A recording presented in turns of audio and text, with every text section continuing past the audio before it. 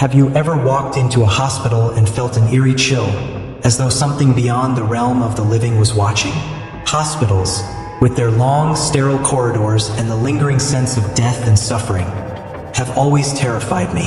What I'm about to share are 3 terrifying experiences I had while working the night shift as a nurse. These stories are real, and even now, years later, I still can't shake the fear they instilled in me. Before I begin, don't forget to subscribe to Disturbing Stories, share this video with your friends, give it a thumbs up, and hit the notification bell so you don't miss more terrifying stories like this. The first incident happened a few years ago.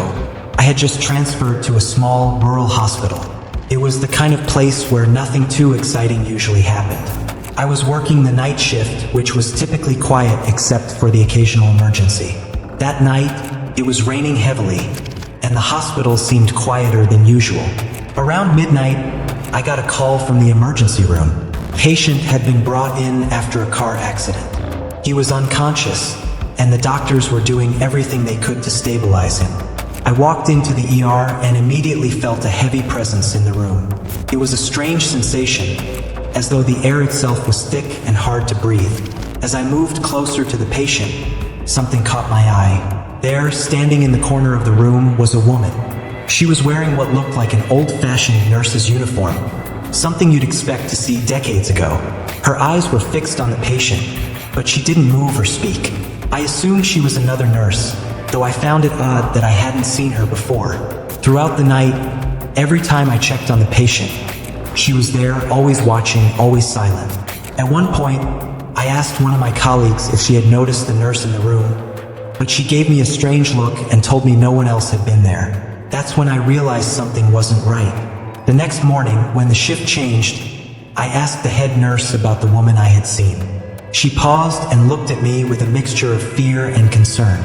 "There used to be a nurse here," she said slowly, "back in the 1960s. She was involved in a terrible accident while driving to work on a rainy night. She died in the ER, and ever since then, there have been reports of her watching over patients who are close to death. No one ever sees her during the day, only at night." I felt a cold chill run down my spine. I had seen her. She wasn't just a ghost story told to scare new nurses. She was real.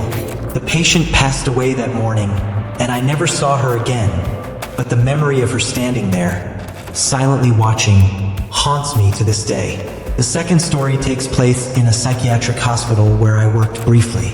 Psychiatric hospitals are unnerving at the best of times, but the one I worked at had a particularly dark reputation. There was one room, at the end of a long, dimly lit hallway, that was notorious among the staff. No one liked working near it, and whenever we had to check on a patient in that room, we did it quickly and avoided staying there for too long. One night, I was assigned to that wing of the hospital.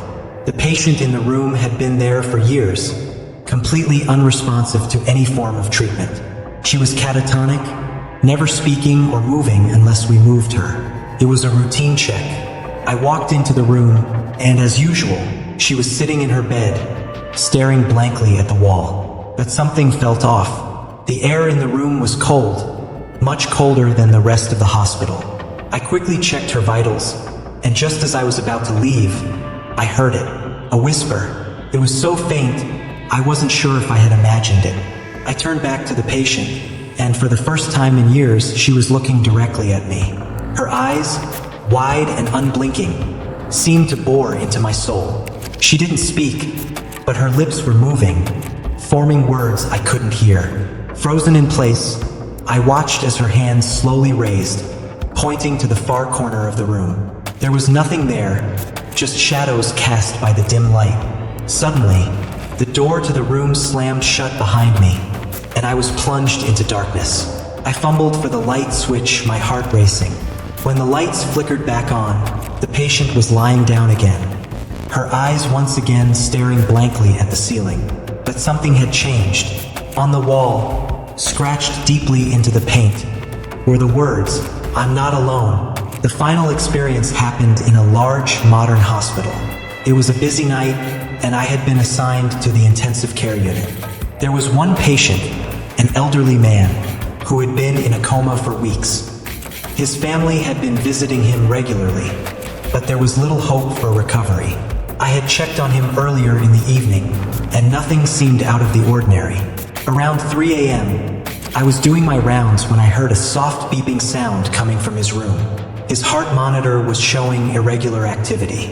I rushed in, expecting the worst, but when I got there, the room was eerily quiet. The machines were functioning normally, but the patient was sitting up in bed, staring straight ahead. His eyes were wide open, and he had a look of absolute terror on his face.